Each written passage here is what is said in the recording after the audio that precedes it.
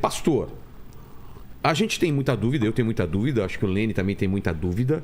E as principais, principalmente, que eu tenho, são em relação a o que da Bíblia a gente pode levar como alguma coisa que a gente tem que ler como uma verdade, Sim. aquilo aconteceu, e o que é metáfora, o que é uma forma subjetiva de falar. Por exemplo, paraíso. A gente tem que entender que o paraíso existiu daquela forma, Adão e Eva, ou aquela é uma forma da Bíblia mostrar pra gente uma história que tem um significado oculto. Como que a gente pode ler a Bíblia e entender aquilo como deve ser? Certo. Olha, a melhor maneira não só de ler a Bíblia, mas de ler qualquer texto, Vilela, é você sendo leal ao texto. Os textos pedem para ser lidos de uma determinada maneira. Isso não só a Bíblia. Qualquer texto. Vou ler Camões, vou ler qualquer coisa, eu tenho que entender que tempo que ele foi escrito. Você está diante de uma poesia. Tá. Então, a primeira coisa é você entender o gênero literário. Certo. Tá? Então, aquilo ali está na cara que é uma poesia. Então, você vai ler aquilo como poesia. Certo. Aquilo está na cara que ele pede para ser lido, ele se apresenta como uma narrativa. Certo. Então, você vai ler como uma narrativa. Então, esse é um princípio básico de leitura, é a fidelidade ou a honestidade com o texto. O texto para ser lido como. E uma vez que você faz a leitura, só então você vai julgar o texto, tá certo? E aí vem o problema de que critério você vai usar. Vamos pegar, por exemplo, a narrativa de Gênesis. Tá. Quando você lê Gênesis capítulos 1, 2 e 3, que é o relato da criação, e é o relato da queda do homem, do primeiro pecado, ele se apresenta como uma narrativa. A estrutura do texto, talvez com exceção da colocação do arranjo dos 6 primeiros dias, mas toda aquela história ali é idêntica a mais tarde, lá, por exemplo, capítulo 12, quando todo mundo, inclusive os críticos, entendem que ali é uma narrativa, porque tem a figura de Abraão, que já aqui no que eles chamam no período da história, antes seria a pré-história, né? Você tem a história da formação da nação de Israel e tudo mais. É exatamente o mesmo estilo. Então, Gênesis de 1 a 3 pede para ser lido como se fosse história. A ideia é que o leitor vai se aproximar do texto, lendo aquilo como tendo de fato acontecido. Uma vez que eu leio... Então fez-se a luz, separou a luz da escuridão e tal. Aquilo é uma narrativa. É uma narrativa. Então, uma vez que eu li a narrativa, agora eu vou julgar aquilo ali. Que critério eu vou usar? O critério que o pessoal vai usar, hoje em dia, vai usar, é dizer, bom, a ciência prova que não foi assim, isso aí não é verdade, que não foi assim que o mundo aconteceu.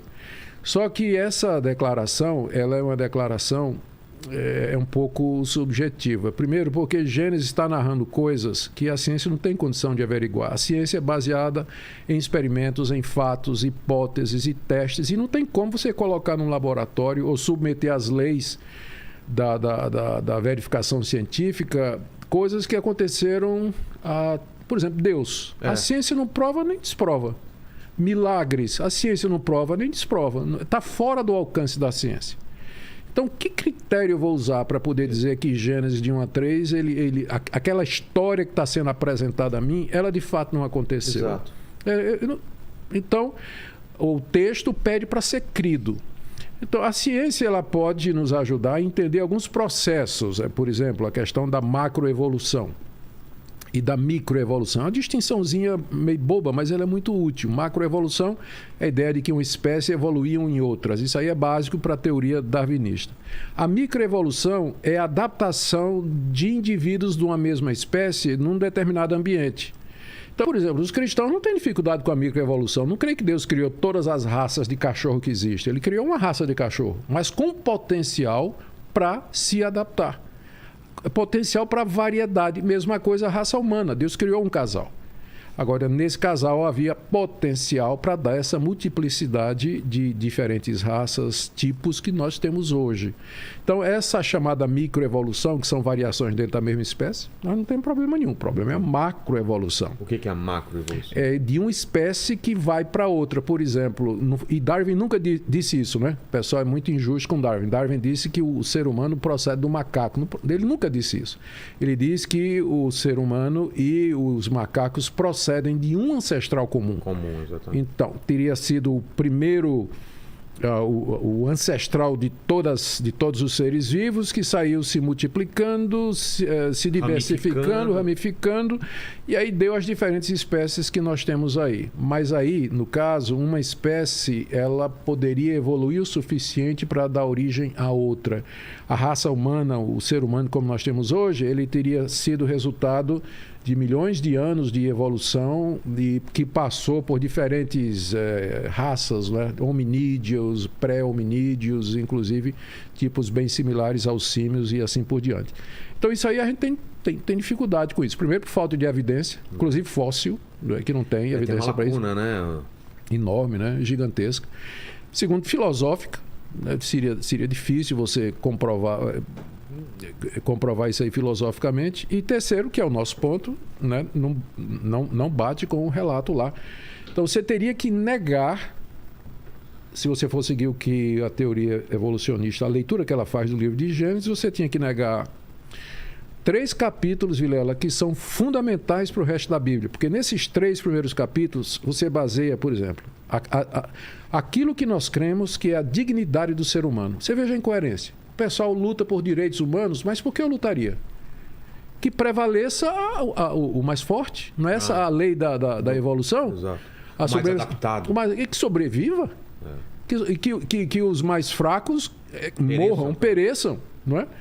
Por que eu tenho compaixão dos idosos, dos velhos, dos desvalidos, das crianças oprimidas e tudo? Por quê? Porque eu creio que foram feitas à imagem e semelhança de Deus. Porque em outros animais, os mais velhos vão sucumbindo, atrasam o bando, eles vão ficando para trás, são comidos pelos predadores. Não tem misericórdia. Exatamente, é a lei da natureza. A natureza não tem compaixão.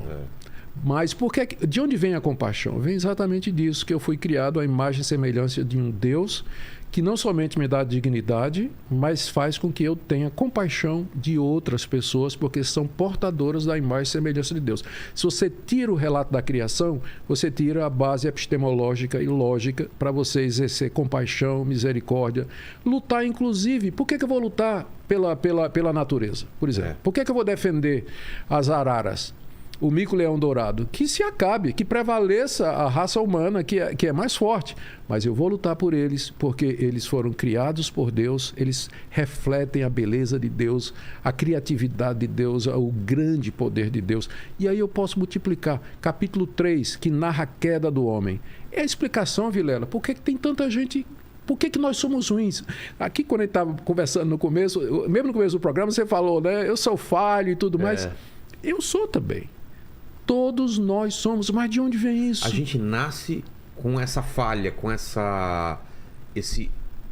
pecado. Pecado, a gente chama de pecado original, né? Que eu não entro nem na questão de que a gente recebe a culpa disso aí, mas eu entro nos efeitos. Tá.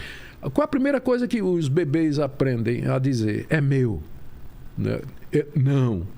E por aí vai. A raça humana toda, não tem nenhum indivíduo que não seja marcado de alguma maneira pela inconsistência, pela falha, pelo fracasso de alcançar algum ideal que ele tem no coração e que ele não sabe de onde vem, mas ele não consegue. É impossível chegar à perfeição ao ser humano. É impossível. Mas de onde vem isso? Por quê? E o capítulo 3 do livro de Gênesis diz por quê. Porque nós fomos uma raça que foi criada por Deus para andar com Ele, para desfrutar da companhia dele. E num determinado momento, nossos primeiros pais resolveram desobedecer a Deus e, como resultado, eles, ao quererem ser independentes, eles se desligaram da fonte de todo bem. Esse é o problema básico da raça humana. Ela está desligada de Deus. É preciso haver uma religação, e é isso que a palavra religião significa. Religar. Toda religião tem como alvo apresentar um sistema que religa a pessoa a Deus. Já parte desse pressuposto. Religião é uma coisa universal. Você vai no Polo Norte, Polo Sul... E povos totalmente isolados vão criar algum tipo...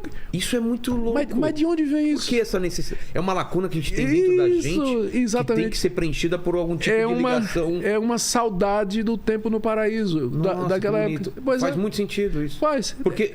Sacrifícios, tudo. Desde dos povos pré-históricos. Tudo, sempre. Quando ele começou a ver que as pessoas estavam morrendo, eles começaram a enterrar essas pessoas, começaram a fazer algum tipo de cerimônia e rezar a um Deus que ele não entendia, alguma coisa superior, porque sentia o quê? Sentia uma falta, Exatamente.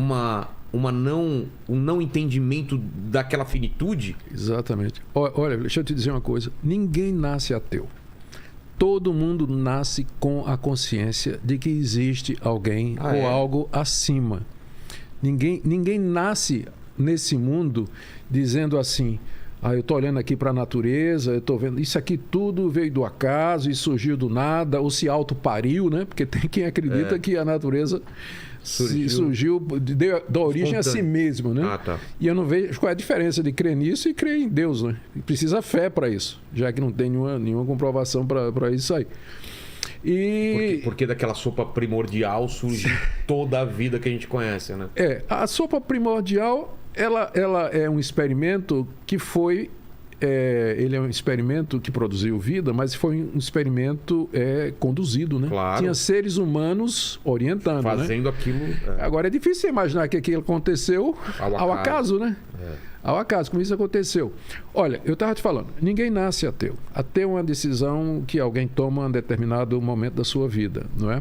O natural é a pessoa nascer com essa consciência de que existe alguma coisa, que a vida tem sentido, e que ela tanto é que todo mundo procura se achar na vida. Quem sou eu? De onde vim? Qual o propósito? Mas de onde viria isso? Né? De onde vem isso? Não faz sentido no outro sistema a não ser esse, de que remete à nossa criação e à separação que aconteceu conforme Gênesis capítulo 3. Esse é o propósito de toda religião, oferecer um sistema de trazer o homem de volta a Deus e assim encontrar sentido na vida.